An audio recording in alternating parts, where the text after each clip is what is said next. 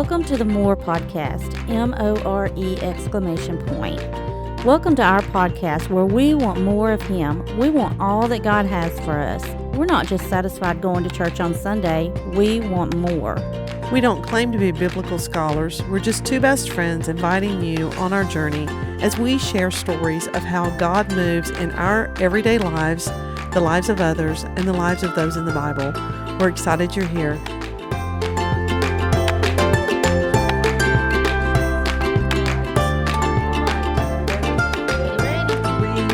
2 and 1. Well, hello, more podcasters, and thank you so much for joining us again in our series. And we hope that you are enjoying just getting to know these leaders and these men of God that have come on our podcast and just talk to us about what it's like to serve God. I think that the biggest feedback I've been getting from the people who are messaging me is they love hearing about that walk of faith, about where our guests have been in their walk of faith and how they've gotten to the point where they are. And so we're not gonna miss that. Today we have Brother Randy Wells out of Alvaton, out of the Scottsville, Kentucky, Alvaton area. And you know, Jennifer, when you had David on the podcast, and you were, and also Sean, and you were they'd been mentors to you, and just that feeling of just joy and being overwhelmed by that. Then that's kind of where I am with Randy. We have an incredible, Randy came to our church years ago at Westmoreland, he and his wife and the 3 kids, and we grew up as a family together. Greg and I were growing up as a family, growing up new, to marriage and just growing in the church. So anyway, I'm just flattered to have him here. I could talk all day, and we all know that. I know y'all know that on the podcast. I don't want anybody rolling their eyes. But we're actually going, Gunner's going to kick us off, all right? Okay. All right, so we're going to have Gunner. Tell we're us gonna his have, name again and the church he's from again. Randy Wells, and he is with the Alvaton Church of Christ, Alvaton, Kentucky. If you don't know where that is, that's right between Scottsville and Bowling Green. Just head up towards Bowling Green, and you'll see it there on the right-hand side of the road. A lot of great churches in this general area. We're getting a lot right there in that Alvaton and Scottsville area. Yeah. I think we're going to be doing some visiting. We're moving out that way a little bit, yeah. So yeah, Randy, not to scare you, but we're going to show up one Sunday morning, in all of our glory coming on in there. But Gunner, and I know you can tell he's the talker out of all of us. We're going to have him kick it off with Gunner. I know you've got some questions that you want to know specifically about Randy. So he even wore orange just for you today. That's wonderful. Randy. I hear your house divided. Yes, it is. Unfortunately. I heard Randy's wife is an Alabama fan and Randy is a Tennessee fan. And I'm sorry. He says, I'm sorry. All right. We're going to start off by talking about your history as a Christian. We want to know if you grew up in a Christian home and how that looked like as a child. Well, we grew up going to church. It'd be kind of hard to say it was a Christian home.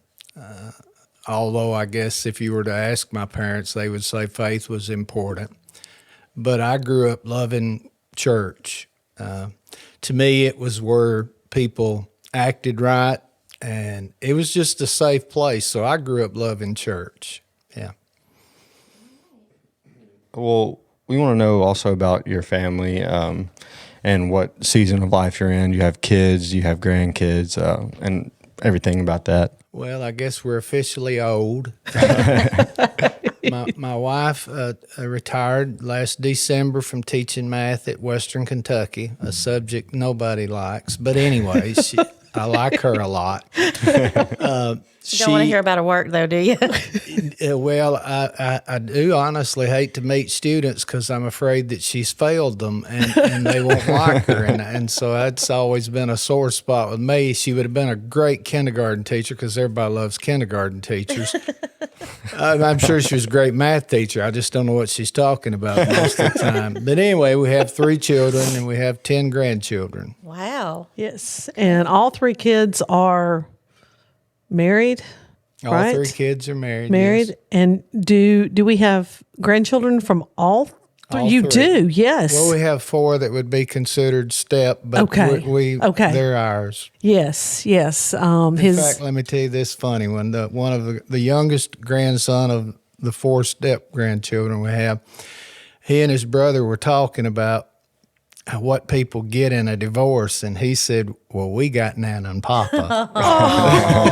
So wow. that made us feel real good. Absolutely, yeah. Oh, wow. Sweet. What do you get? Well, we got that. That is precious right there. That is precious. All right. When did you first know that you were called to preach, and did you try to talk God out of it? Well, I became a Christian when I was 20, and my years 15 to 20 was not good years for me. When I became a Christian, just as soon as I knew I wanted to preach. I didn't have enough sense to try to talk God out of it. I just jumped right in. Didn't know what I was doing, but I jumped right in. Awesome. That's a way to do it. Me and Darlene argue with him a little bit. We say we're obedient, but it takes about 3 times before man. we're like, "Are you sure? Is this God I'm hearing? Is this me?" Is And that we know the really whole you? time. Is Yeah. that somebody else? And I don't know Randy's about if like, I wanna do yeah, this. I pretty much know that argumentative side of Miss Birchfield. Yeah. I know that side of her. So when you started ministry versus how it is today, like what's changed for you? Well, first of all, I didn't know anything about what it meant to be a preacher. And I look back, I'm ashamed of what I didn't know. But if I live much longer, I'm sure I'll look back and be ashamed of what I don't know now. Yeah. I don't know. I think some preachers are struggling because it is so hard to build up a church now in our present culture. Well, it's always been hard work. I guess I know more about what I'm supposed to do, but it's just a whole lot of work involved. I mean, obviously prayer and study and all of that comes into play, but you got to get out and get with it. And unfortunately, I see it. And I'm not bashing young preachers because I was one, but there's a lot of preachers now that are trying to get it done sitting in an office, and you just can't do that. You got to get out where the people are. Yeah. Yeah. That's good advice. Yeah. That's been, community and being active in the community has been a really common theme that's with all the churches that are successful and growing and getting people to stay and love God and learn more about God. It's all community outreach is huge. And instead of, like you said, just sitting in an office, you can't reach anyone like that. But unfortunately, with our culture, that's where many pastors are. Mm-hmm. Yeah. Well, I think probably too many people, and we're doing a podcast, but I think probably too many preachers are relying on technology, and technology does not build relationships. Yeah. Right. It doesn't. And it's got to be face to face. Well, I love that honest advice. Yeah. Do you remember the first thing you preached, the first sermon? Yeah. Was it good? No, it was terrible. We want to take you back to that day. I thought it was going to be great. I haven't named a sermon, given a title for a sermon in so many years. I figure if I get a sermon, I've done pretty good doing that, and so I don't even put forth the effort on the title. But at that time, I thought I needed a title, and it was For Such a Time as This. And the scriptural time in Churches of Christ for a sermon is 30 minutes. And so I had it down to 30 minutes, and I preached it, and it lasted 7. And everybody sat there looking at you because they're like, is there more? I actually There's heard, 23 minutes to the go. local preacher actually apologized to visitors. I heard him as they were going out saying, "Come back." It was his first time. So, He definitely had a lot of crowd applause breaks in there that didn't happen. So next, what you can do about that, for those of you who are listening who are new, you can stretch it by saying, "Tell your neighbor." That's right. Tell your neighbor. Bring a friend. Tell your neighbor. I think I did learn something there. When you run out of things to say, sit down. And I've heard some that hadn't learned that lesson. Yeah, that's true. That's true. What was it? Was it Paul that was preaching, and he preached so long that the little boy fell out the window, or maybe a young man, but he fell out the window, and he's like, "Well, I guess I got to heal him because that looked bad on my resume." So goes down, heals him, and then keeps on. I think that's where we got that 30-minute. I don't know. We've never talked about that with the Baptist Costal. What's the time limit on the Baptist Costal? It's about 30 minutes. About 30. So is that a whole? Because okay. you got your 3 songs in the beginning. Right, 3 songs then prayer. Then you got to take up offering. Right. Then you have that. Okay. The sermon. Okay. And then at the end you have altar call or whatever, next steps or whatever that is. Right. So you got to keep it to around invitation. We call it the invitation. And most churches have 2 services now, so you've got to watch that time. Right. Do y'all have 2 services there at Alvaton? We did 2 different times when I was there, and I left. I've been gone from there 7 years, and they're going through a search for a minister and a youth minister, and I'm just there filling in the gap and helping them. And trying to build them back up, but we did it 2 different times. Okay. So I was always bad at that. I couldn't time it. So I was like, they would always be like, "When do you want the musicians to come back up?" And I would say, "You know what? 30 minutes, you come up." That's how I know my time's up. But they have big clocks up there, and I would not pay attention to those clocks. Right. Well, I have to tell you, I think it's funny that the Lord leads people to preach as long as they want until they have multiple services, and then miraculously they're able to quit on time. Yeah. They're able to quit in that. It's fun. Pastor Dwayne, the one who preaches here at New Vision, I remember him saying for first service, he's normally very cautious about time. But he's like, because I know other people are coming in, and he said, now you never know sometimes what you're going to get at second service. Yeah. He said, that could be why numbers are down at second service too, because I just keep going. But so 7 minutes for that first sermon, huh? 7 minutes. Okay, who had the greatest impact on your ministry? I've thought about that a whole lot, and to be honest, I don't know.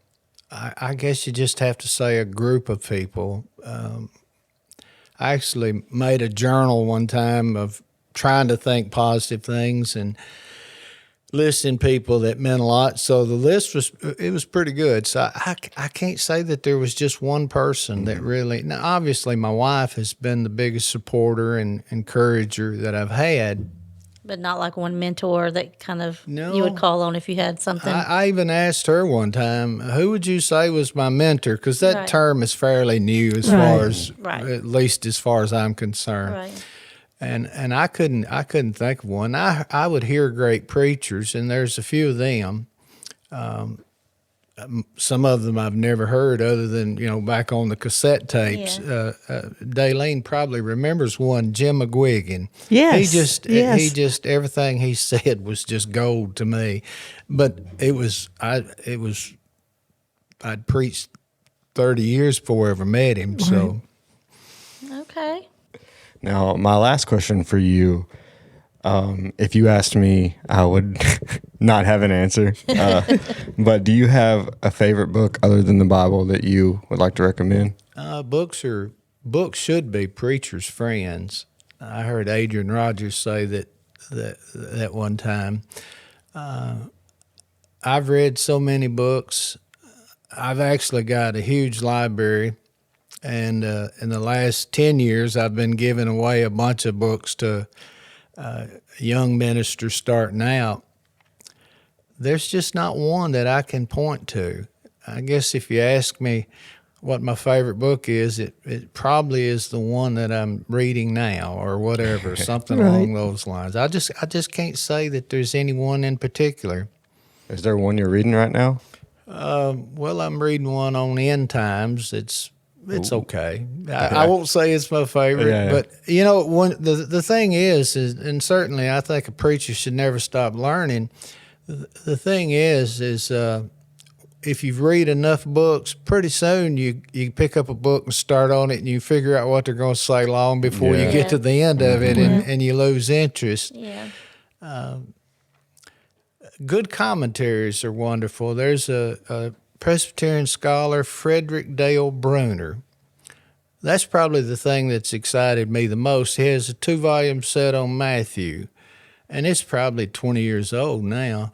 But those are wonderful books. Mm-hmm.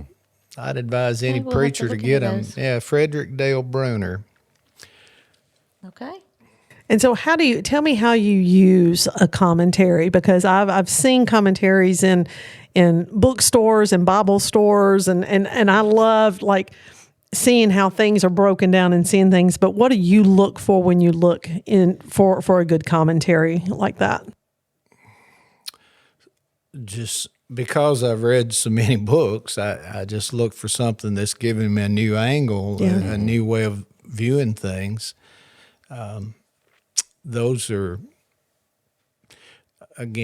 kind of hard to come by. I don't know. I'm at the point where I don't know a lot of Greek. I know a little bit, but I always like to go a little deeper and find out what's going on in the original language. That's where I'm at now. Yeah. Okay. Is that all on That's your it list? for me. All right. All right. You ready? You're up. Yes, ma'am. All right. Like I said, I've had the joy and the honor of knowing you and watching your babies grow up. Just what a blessing. When you first came to Westmoreland, there at church, you and your family strolled in and filled up the one pew, and there were probably maybe 15, 20 members maybe there at the church. So one of the things I'd love to hear from you is what is that? What do you go into? Because you go into churches and you grow churches and you get people connected and reconnected. And so what would you say to someone who is hoping to grow a church or start a church? What advice would you give them?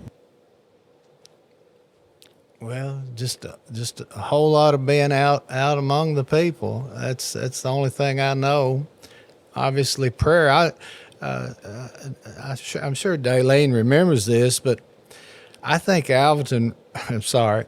Westmoreland really took off when we started having a prayer vigil before services on Sunday night about growth. We were growing some, but I think that's when it really took off. Yeah, and prayer is not to change God, prayer is to change us. Right. And I think it just got people excited and doing what we probably should have always done. Yeah.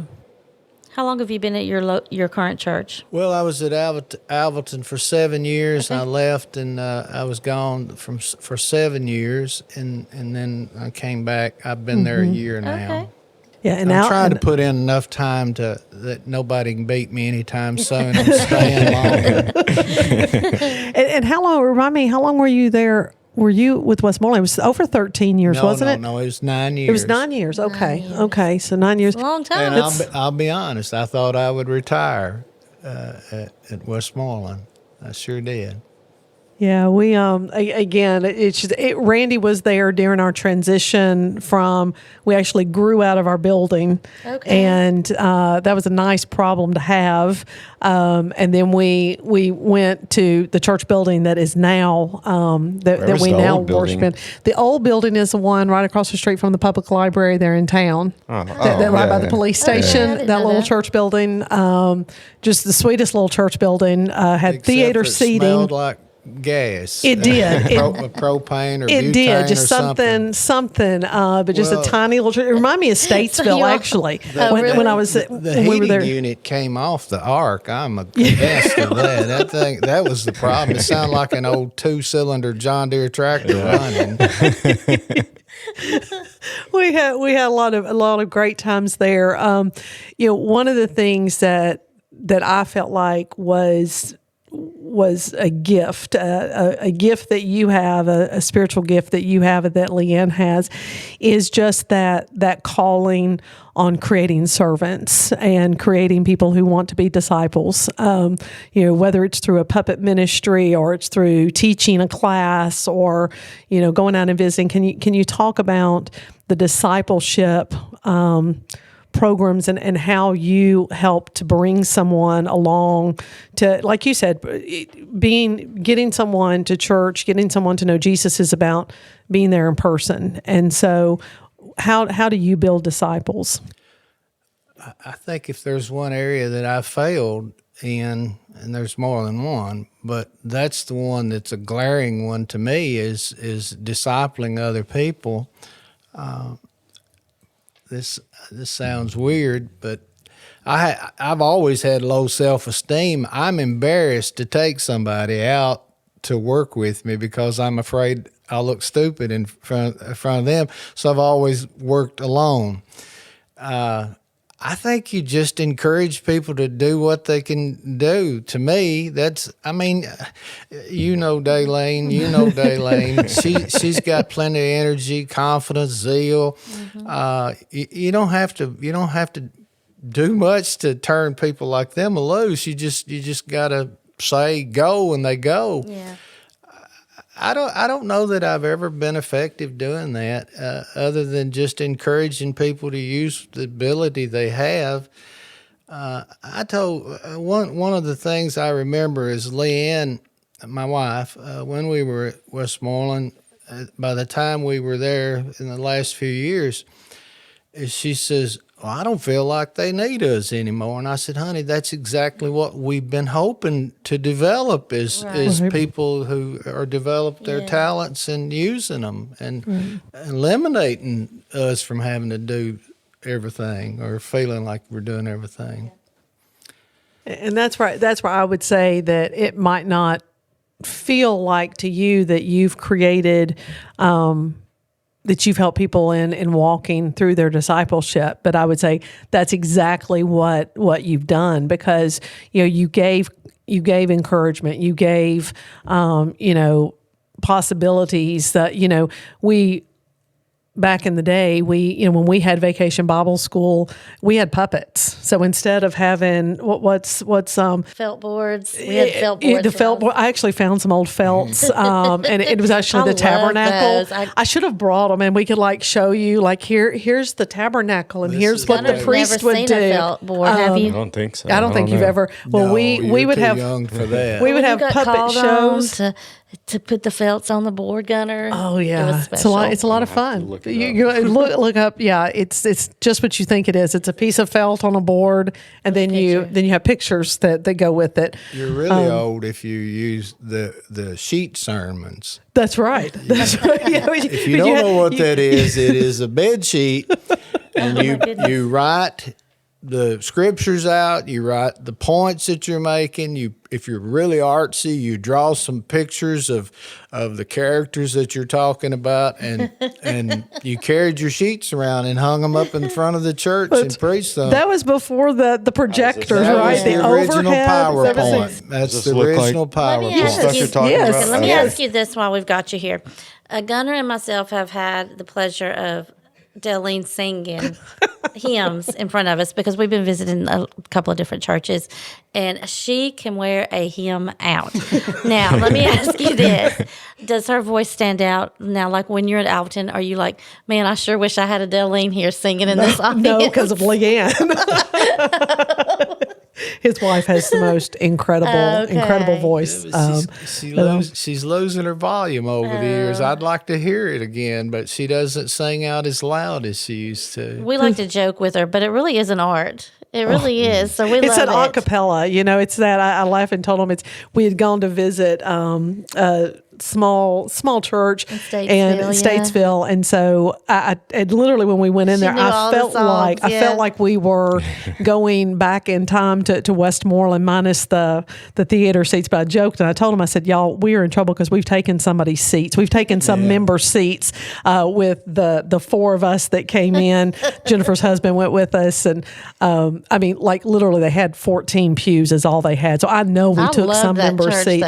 But they were singing, they were singing the classics, Power in the Blood. And the lady who was playing the piano, whenever she stopped and she said, y'all are not singing loud enough.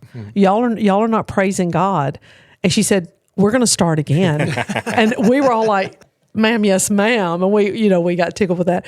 I will speak for both Randy and Lynn. They both have beautiful voices. No, she's not remembering correctly. Nobody has ever told me to sing louder. Nobody. No, my wife does. Leanne, yes. And my kids do, but not me. Oh, man, I had another question for you about Leanne, but no, that's okay. That's okay. It's going to come back to me. So what is what's on your heart these days? So I know, again, just being a part of the community, I know, and like I said with Leanne's going to be like, why wasn't I there if y'all going to talk about me? But she is always doing things with the ladies ministry there. So what would you say that someone who's looking to visit Alvaton Church of Christ, what should they expect when they come? Why would they want to come and worship with you guys? What would they expect as visitors when they got there?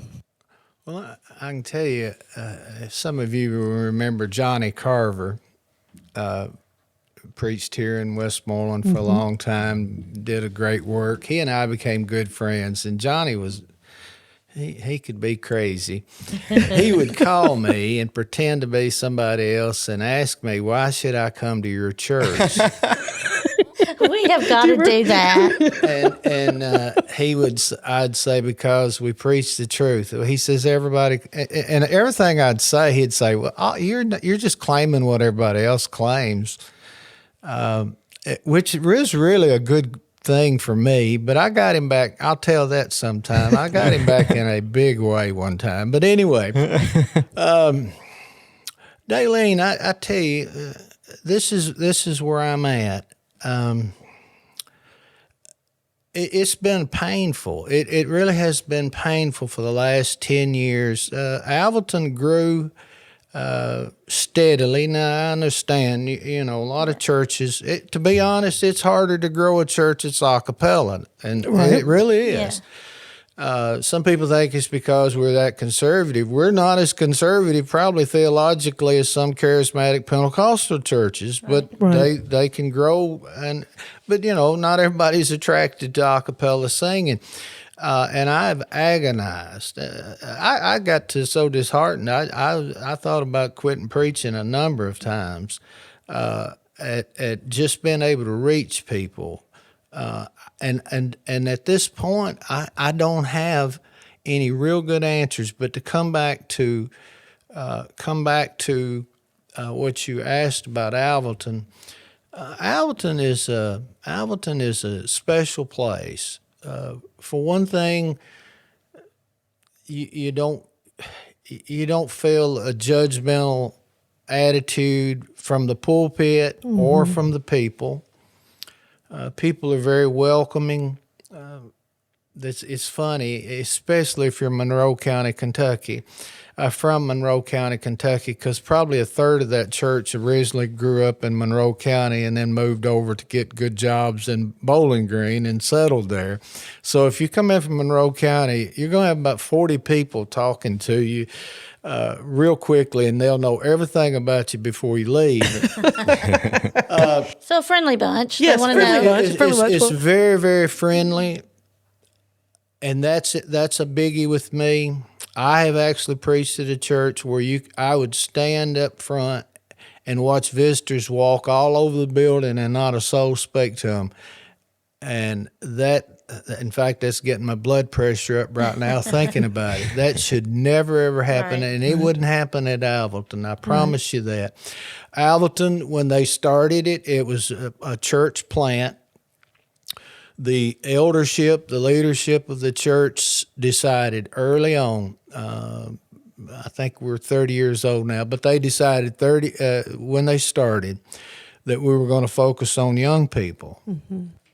And they've always held to that. Obviously, you focus on the Lord, but focused on raising up good kids, raising up faithful Christians, and they've always emphasized that. And there's always I used to love being there, just because nothing's cuter than a newborn baby, and we had them all the time. I just loved it. And we're about to start a new crop of babies, so I'm excited about that.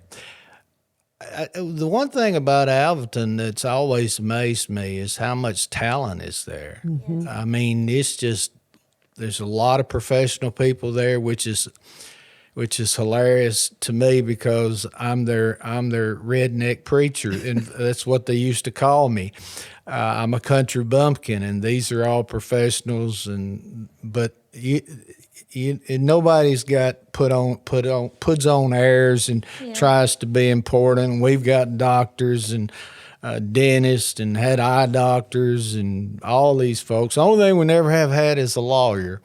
I guess we could recruit Jade. I was going to say we'll get Jade to come up there. We've never had a lawyer, but we've had every other profession that you can imagine: engineers, therapists, whatever. And they're all willing to serve. And my favorite one to tell about is one of the deans of Western goes there, and he served as an elder for a long time. And every once in a while, we'll have a big work day at the church to clean up and everything. And this dean of Western Kentucky, his job every time is to clean the toilets. Wow. No, that's by his choice. I'm sure by his choice. Now that's to me that's servanthood. Yeah. That's humbling yourself. Yeah, it really is. I had the opportunity.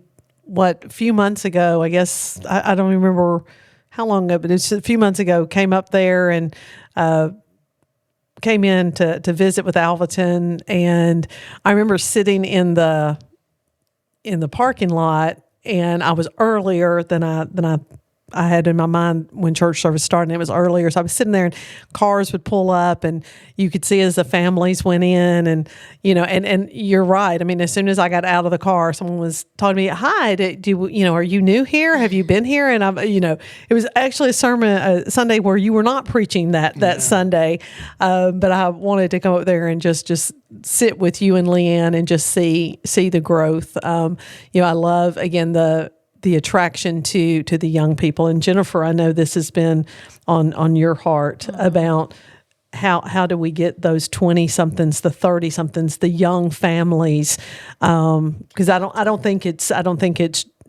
Alvaton Church of Christ. I think it's across our nation where that demographic of people just seem to be not drawn, I guess. Am I using the right word, Sissy? Of not just not driven to go to church. It's like it doesn't hold the same weight on their heart maybe as it did us. And so, well, we actually have problems with that age group, but our people from all over Kentucky moved to Bowling Green to get better jobs, but the kids growing up at Alvaton or in our area, if they're professionals, they go somewhere else for jobs, and most of them end up going into higher education or obtain master's degrees and move on. So retaining people has been a difficulty, but I can say that they go to church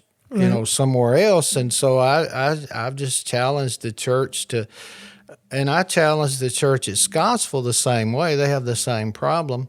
Not that they have nearly as many kids, but just accept that and see yourself as a sending church. Right. Yeah. That you're sending people to be a blessing at other churches. And obviously, if they stay in the community, you got to work at it Right. to keep them there. Yeah. Are there any outreaches there in the Alvaton community that you're aware of? I know, again, you have a great ladies program. There's always a great kids program there at Alvaton. There's still always a great focus on the little ones there. But is there something in the community that you all are doing? Do you want to share? Not as much as I'd like to see. One thing is true. Churches can overload themselves and work themselves out, and then everybody gets angry and they end up getting mad at each other and leaving. Sometimes that happens. Churches have to learn to kind of take a break, give themselves a little rest. Two things I know is going on. We have a men's breakfast on Saturday.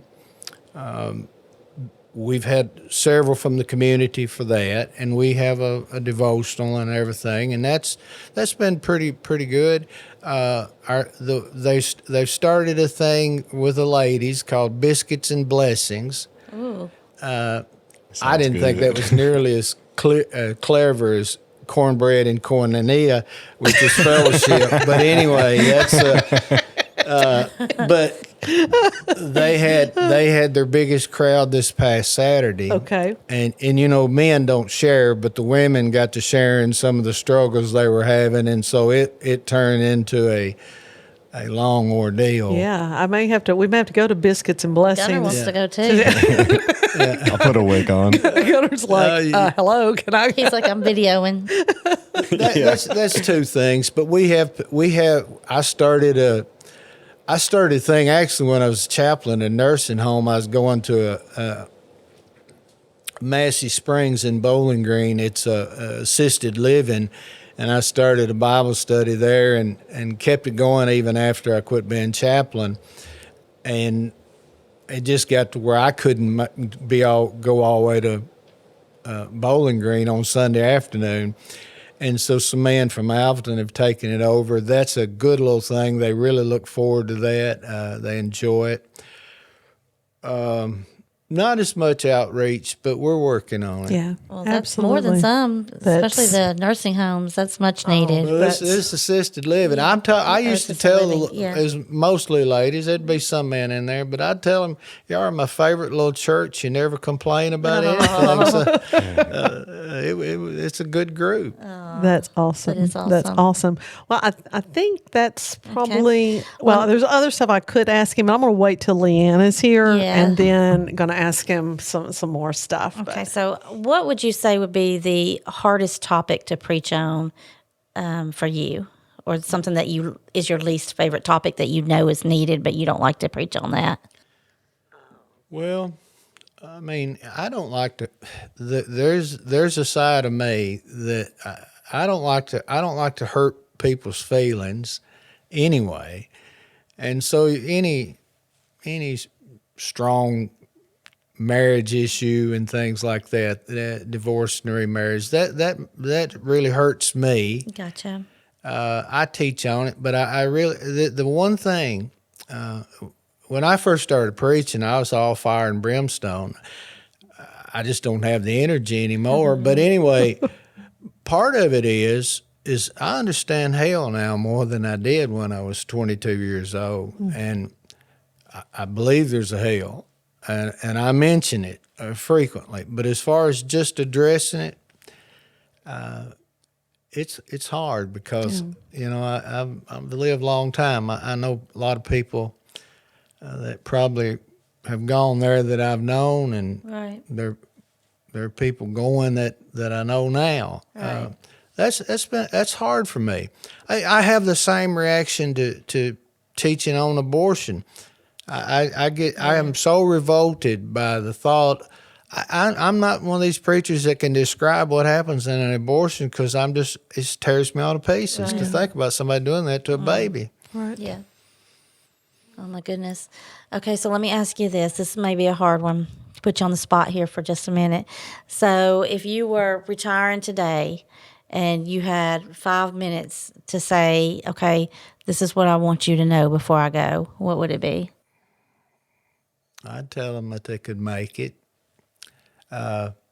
What I mean by that, not everybody is understands the Church of Christ. I know there's some negative perceptions out there, but we have negative perceptions about it from within too, right, Daylene? Right. And a lot of us grew up not knowing about grace. One of the greatest moments in my life was I was sitting in Bible class in college, and we were working through the book of Hebrews, and he was discussing the great high priest, and I'm sitting there, and I've already been preaching for a while, but I'm sitting there listening about Jesus as the high priest, and I thought, I can make it. And then from other churches that know more about grace, that sounds so strange, but we didn't actually teach works salvation, right. But that's what a lot of us heard. Right. And that's what a lot of people think about us. And I understand, because we do emphasize living the godly life so much so that people think we're saying you can work your way to heaven. I honestly don't know anybody that really believes that I agree. Within Church of Christ we can work our way to heaven. Right. I don't know anybody, but that's the charge made against us. So for me, it's depending on the audience. If I'm talking to somebody that is in our fellowship, right. I want them to know they can make it through the grace of God. That's one more question that goes along with that. What about if you were talking to a young family who's not in church? What would you tell them about the importance of the community that you find there and the need for church, the local church? Oh, I don't even know where I'd start on that. I'd have so much to say I couldn't figure out where to start. Young families, you need to get in church. You need to have your children in it. Here's what I know. In our current climate, when you sit down and you figure out who around you doesn't go to church, the numbers, now I don't think it's true in Westmoreland because there's so many churches. Well, and so many churches doing so much good.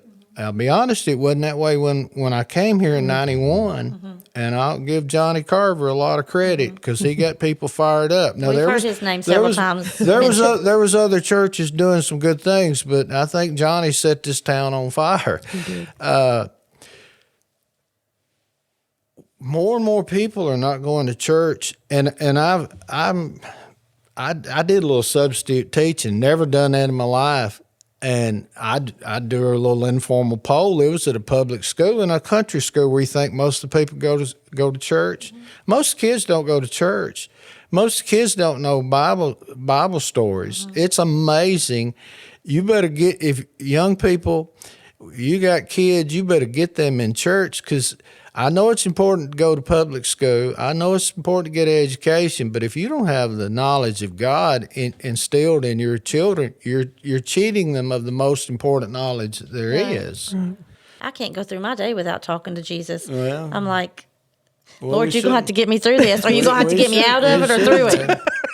I've got myself into something, Lord. I need you to get me out. I've got myself into this. God, we'll probably run out of time. I'll tell you one thing that I had a little look at the questions. Uh-huh. I didn't pay enough attention to them, but one question on there was what's one of my favorite things that I've done as far as ministry. Yeah. I taught for 14 years at Western Kentucky. I got to teach New Testament and Old Testament and Intro to Religious Studies. Oh. And I think I had 2,100 students in that time, something like that. And that's where I first started finding out what a drought there is of knowledge, because a lot of the kids that were going in my class went to church. They didn't know anything about the Bible, which is an indictment against churches, to be honest. But I learned that it's more fun to teach pagans than it is Christians. Yes. Wow, Jennifer and I have a similar experience with that. The church people already know a lot of the answers, and sometimes they think they know more than what they know. They think they know more than what they know. Right. Yes. Whereas if you're talking to people that are not used to studying the Bible, and they're eager to learn. They soak it up. Yeah. And now I'm teaching at a drug and alcohol rehab place, every other week. If it was up to the people there, I'd be there every week. But schedule-wise, they couldn't work me in but every other week. That's awful interesting. Yeah. It's a side of life that I don't know. And there's all these people that you would never dream were addicted to drugs or alcohol or whatever that are in there. And that's been a real good experience for me too. I like teaching in prison too, as y'all do, I think. Yeah. So when you ask about what outreach ministries do you do, they go on and on and on his list. I know. He acted like, we just have a few. But we just have, him personally, right? He's involved in quite a bit. But I think that there is for us, for Jennifer and I, there's a hunger in these young girls that we go and we talk to. And I'm not saying that against teenagers today, but. And also, these kids are in a different position than teenagers today. They're in a place where they're locked down and they're limited to resources and those kind of things. And so all they have is the Word of God, the Bible. They don't have their phones and those other distractions. And the questions that they come at you with, or the understanding of what they have. Sometimes we walk away going, "Wow, I can't." Sometimes I'm we're so like, let me get humbled back to you on that. Let me get back to you on that. You said you were reading a book right now on the end of times, and one of the girls Friday, I asked if they had any other questions. We're going right now through the book of Luke, through the Gospel of Luke, and the reason is that I just love how Luke shows Jesus seeing the unseen, and I feel like these girls, and a lot of times are the unseen, and so I want them to see Jesus in that way, that Jesus saw the unseen. And so that's why we're in Luke. And I asked the kids, I said, is there anything else, another Bible subject or something else you guys want to talk about? And one of the girls at the end of the table, she said, can we talk about Revelation? And I said, yes, you can, but Miss Deline will not be the one leading you in that discussion. I'll have to get somebody else. I said, because I'll be honest with you. I said, I said, I'm going to take this from someone who was on our podcast. Yes. I said, but really all I know about Revelations, I can say firmly and honestly, is we win. Right. Okay, God wins. Right. End of story. That's how it ends. I said Revelation is a beautiful book. It has so much poetry and so much symbolism. It's scary if you're, like how to get the questions, how to, Right. And so I told him, I said, look, I'm more than happy we can sit down, we can study Revelation right now. I'd like you to know more about Jesus before you see that Jesus, before you see the Jesus. To me, it's the God of the Old Testament, right? Where God is so full of wrath. Judgment. Well, well, if you look at it real carefully, the God in the Old Testament was wrath when it was people who were going against his people. It was against the pagan gods. That was the wrath or that his God, people when they just walked away from or his him. people, and he was brokenhearted, and he'd be like, "What are you doing?" Even the punishment was to bring at least future generations back. To bring it back. And just think of your own kids. It's like, what are you doing? I didn't raise you that way. That's right. How many times have we said that? I didn't raise you to do that. That's right. So I definitely am with you in that. I think we're kindred spirits in that talking to someone who eagerly wants to know Jesus, not there's a verse in the Bible that says that, but they're applying that verse to themselves. Well, I'm gonna give you a quick story. Preacher, great scholar. I heard him tell a story about he had a family. He was teaching through the book of Psalms, and this couple came to him and they said, we want you to pray one of those imprecatory psalms on our son. He said, well, I want to make sure that you know what we're talking about. Yeah, we know what we're talking about. It's where you pray for the wrath of God to come. And he said, you want that on your son? They said, absolutely. They said, our son has everything that he could possibly want. He's rich. He's got a big house, all the bells and whistles. And that has caused him to leave God, and we want God to take everything away from him. Oh, my goodness. And he said, okay, if that's what you want, we'll start praying it. And God took everything away from him, but guess what? The guy came back to God. Right. People kind of got to hit bottom we've got too much stuff. Kids are staring at their phones so much they don't even see the world God created. Right. We got to hit bottom sometimes. A lot of us, I did, before we figure out we really need one thing, and that's God. Right. Yeah. That's right.